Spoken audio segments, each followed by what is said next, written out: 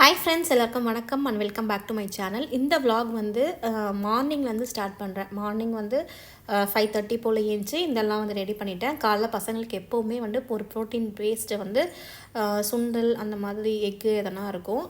இன்றைக்கி வந்து பார்த்திங்கன்னா வேர்க்கடலை, அது கூட வந்து குக்கும்பர், மாங்காய் போட்டுட்டு ஃப்ரூட்டுக்கு வந்து பார்த்திங்கன்னா பொமோகிரானேட் வச்சுருந்தேன். இன்றைக்கி வந்து எனக்கு ஒரு ஸ்பெஷலான டே, அதனால் வந்து ஸ்பெஷலான ரெசிபீஸ்லாம் வந்து செஞ்சு கொடுக்கலாம் அப்படின்னு சொல்லிட்டு காலையில் வந்து டக்குன்னு வந்து மேகி வந்து செஞ்சுட்டேன். எப்போவுமே வந்து மேகியில் முட்டை இல்லைனா வந்து பீன்ஸ் கேரட் வந்து போடுவேன். ஸோ ஒன்று வந்து வெஜ்ஜாக இருக்கும், இல்லைனா வந்து முட்டை அந்த மாதிரி கொடுப்பேன். இன்றைக்கி வந்து ப்ளெயினாகவே வந்து கொடுத்து விட்டுட்டேன். ஏன்னா வந்து அதுக்கப்புறமா வந்து கொஞ்சம் நான்வெஜ் வந்து செய்யலாம் அப்படின்னு சொல்லிட்டு. காலையில் வந்து நானுங்க குளிச்சுட்டு எங்கே கிளம்பிட்டுருக்கோம் அப்படின்னு பார்த்திங்கன்னா கோவிலுக்கு தான். இன்றைக்கி வந்து எனக்கு 16th இயர் ஆனிவர்சரி.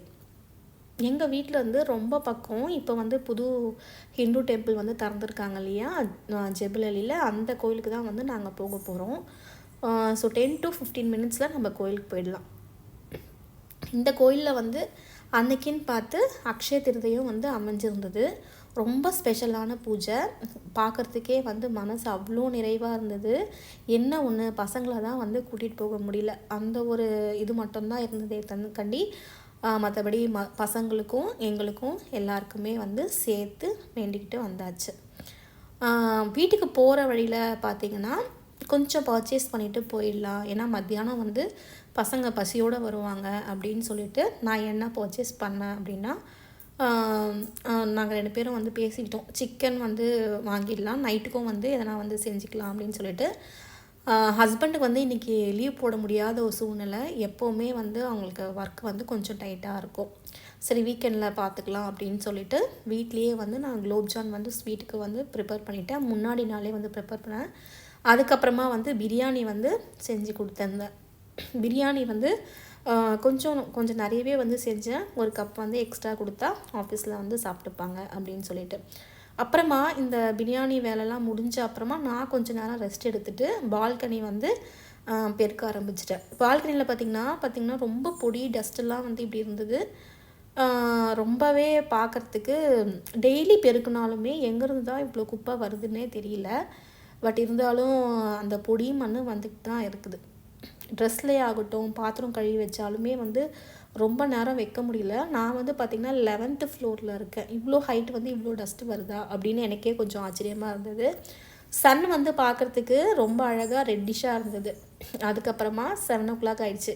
இங்கே எப்போவுமே வந்து 7 o'clock தான் வந்து சன் செட் ஆகும். பிரியாணி முடித்து இவ்வளோ தான் இருந்துச்சு இஞ்சி பூண்டு பேஸ்ட்டு, அதை வச்சு நம்ம இன்றைக்கி இதை மேனேஜ் பண்ணிக்கலாம், ப்ரான் கிரேவியை வந்து மேனேஜ் பண்ணிக்கலாம் அப்படின்னு சொல்லிட்டு ப்ரான் கிரேவி வந்து ரெடி பண்ணிக்கிட்டே சைமல்டேனியஸாக பாத்திரமும் வந்து விழுந்துட்டு இருந்தது. ஒன் சைடு வந்து பாத்திரம் வந்து கழுவியும் வச்சுட்டேன்.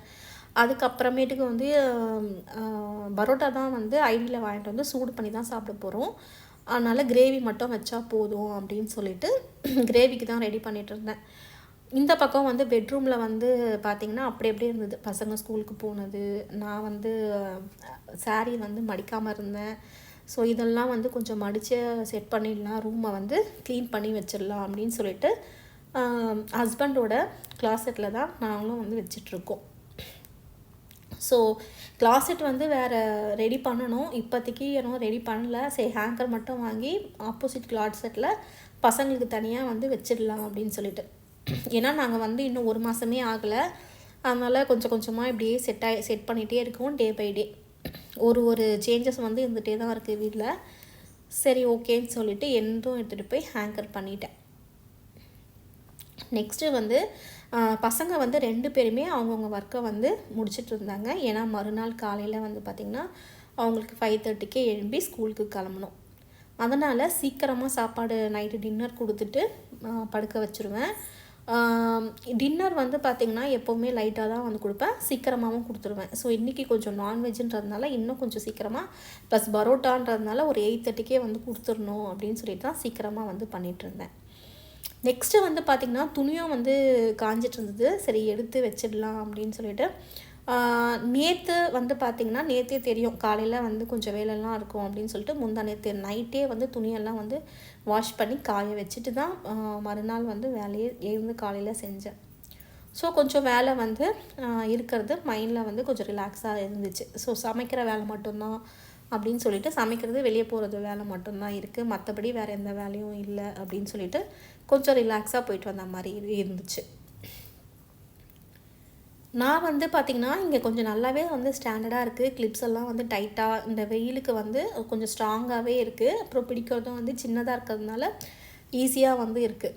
நம்ம ஊரெலாம் பார்த்திங்கன்னா கொஞ்சம் குவாலிட்டி கொஞ்சம் கம்மியாக இருக்கும். இது பார்க்க தான் அப்படி தெரியுது, பட் ஸ்ட்ராங்காக இருந்துச்சு. துணியெல்லாம் வந்து அங்கங்கே அப்படியே பசங்க வந்து கழட்டி போட்டு வச்சுருந்தாங்க. எல்லாத்தையும் வந்து எடுத்து ஒரு பக்கமாக ஏற கட்டி வச்சுட்டு அதுக்கப்புறமா மறுபடியும் கிச்சனுக்குள்ளேயே வந்து போயாச்சு. ஸோ மறுநாளைக்கு வந்து ராகி புட்டு செய்யலாம் அப்படின்னு சொல்லிட்டு செகப்பரிசி புட்டு செய்யலான்னு சொல்லிட்டு செகப்பரிசி தான் வந்து எடுத்து வச்சுருந்தேன். கொஞ்சமாக சின்ன வெங்காயம் போட்டு செஞ்சால் எல்லாத்துலேயுமே வந்து ஒரு டேஸ்ட் வந்து அல்டிமேட்டாக இருக்குது அப்படின்னு சொல்லிட்டு கொஞ்சம் சின்ன வெங்காயம் உரிச்சு வச்சுட்டு அதுக்கப்புறமா வந்து பரோட்டாவையும் எடுத்து வெளியே வச்சுட்டேன்.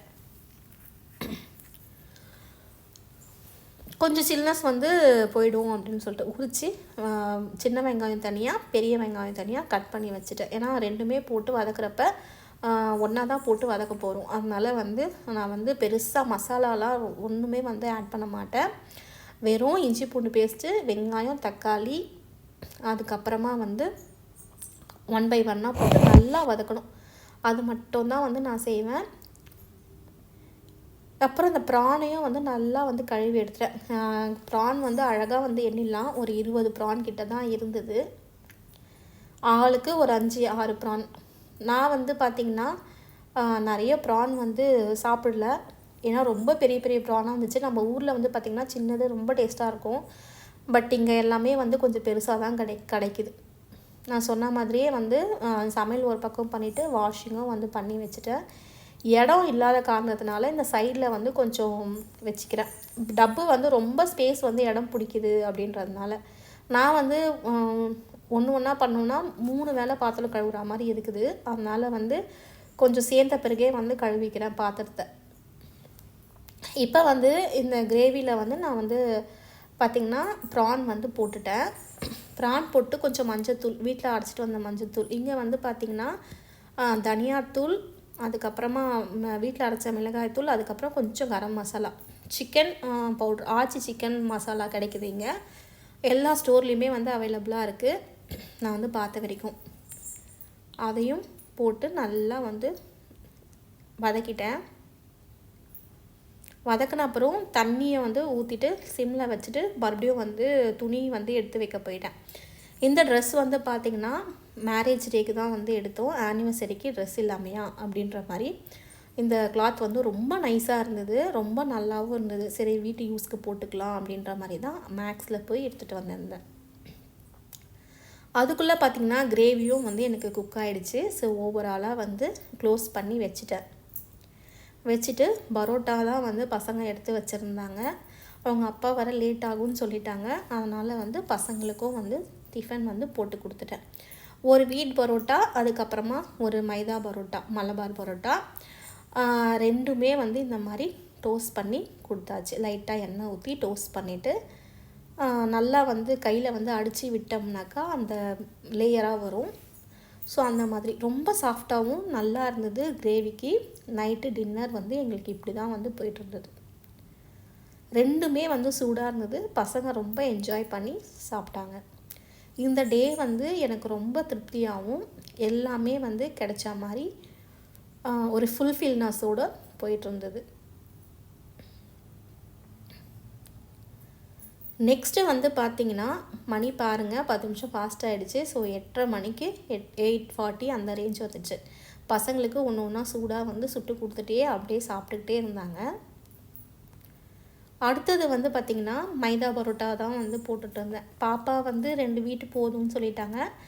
தம்பி வந்து பார்த்திங்கன்னா ஒரு வீட்டு ஒரு மைதா எடுத்துகிட்டு இந்த மாதிரி வந்து அடித்து விட்டுடணும். பாருங்கள், இந்த அடிக்கிறதுலேயே வந்து அந்த சூட்லேயே வந்து அப்படியே லேயராக வந்து வரும். நல்லா இருந்தது.